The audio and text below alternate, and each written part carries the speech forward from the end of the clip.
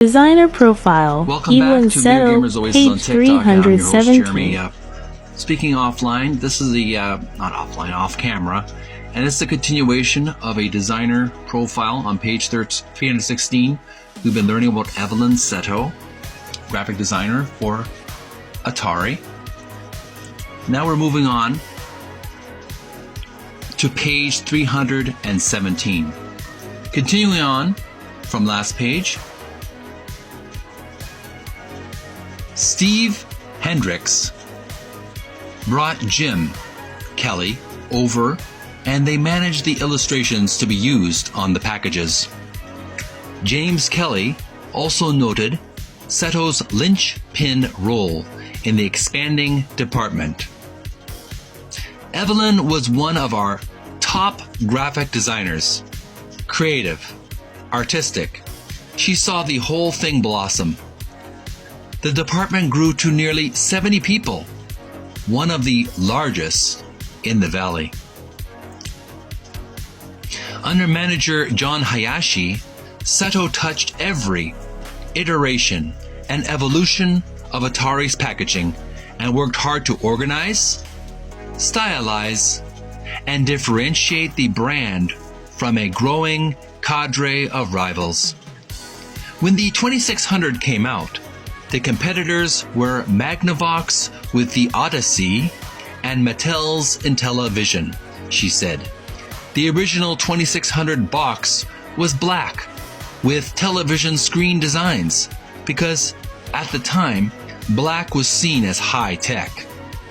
Seto and the design team created a variety of designs and managed retail studies that evaluated Atari against its competitors with different designs and how they might play out, gauging their quote-unquote shelf appeal.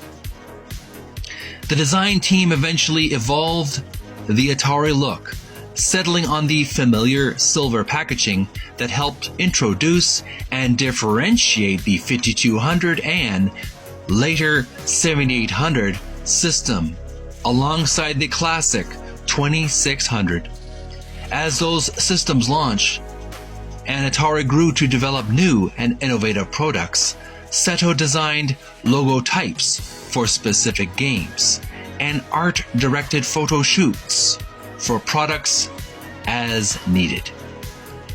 I believe there are two kinds of people, artistic and creative, she said. I see myself as an artistic person, and I'm a little more practical. That's what graphic design is. It's a more practical art. Everything you put down is considered and functional.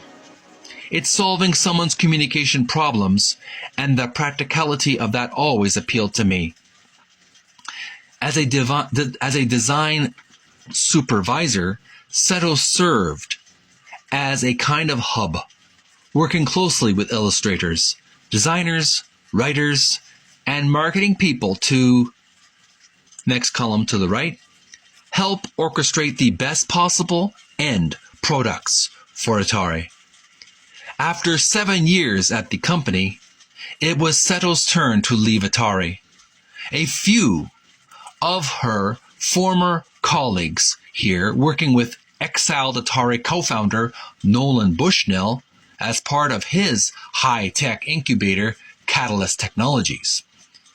The think tank yielded companies like Axalon, a line of entertainment-focused robotic toys, ETAC, the world's first digital auto navigation, and IRO, or I''RO,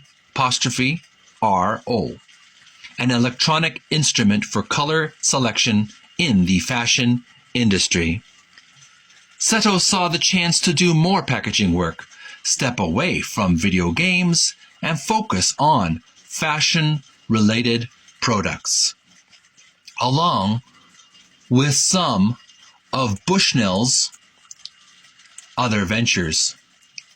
Working at Catalyst opened some new doors, she said. Working for a think tank of potential companies seeded by Nolan was fascinating. We touched the fashion world with technology. It didn't go as far as we would have liked, but I worked on solving some graphic and printing issues.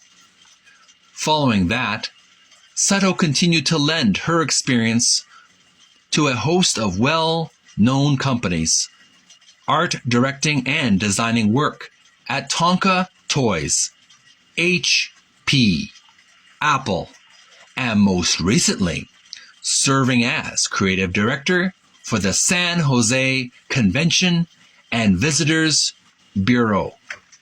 317, description for this photograph reads, package design concepts for Atari's console line. These design explorations were created by Seto before settling on the familiar silver packaging line. The boxes shown here still utilize the working titles of Atari 3200 and 3600.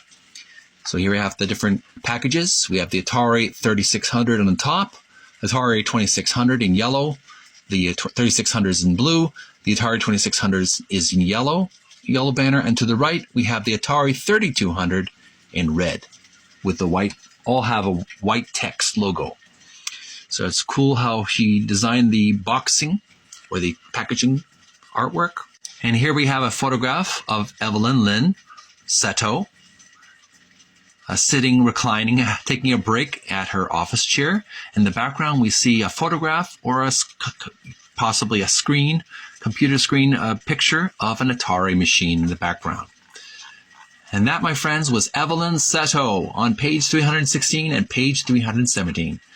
I hope you enjoyed learning about this talented artist.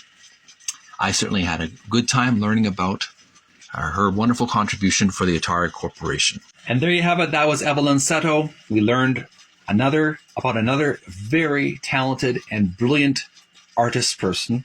She calls herself an artistic person rather than creative. She did some really practical graphic design for the company. Send some likes and some love for EVELYN Seto. I certainly enjoyed it. What did you like about her art? Do you like any specific video games that she did that I listed in my previous chapters that I read in this book? What video games did you enjoy that she illustrated? Leave your comments below. And subscribe to Video Gamers Oasis on YouTube as well. This video will be uploaded there. I got more content in the future in store for you. So thanks so much for tuning in. I'm going to have a quick walk around the block, have a little exercise. I encourage you to do that as well. Take a break from your computer, your cell phone, to have some physical fitness and eat some nutritious food. Have a great December 2023. I'll be seeing you again real soon on this ongoing series. We're going to do a final subheading or a final chapter on page 318. We're going to learn about prototypes for the Atari company. I'm looking forward to that. Until then, stay healthy, stay strong, stay safe, stay mentally and physically fit, and relax when you need to relax. May you find peace within. Bye for now.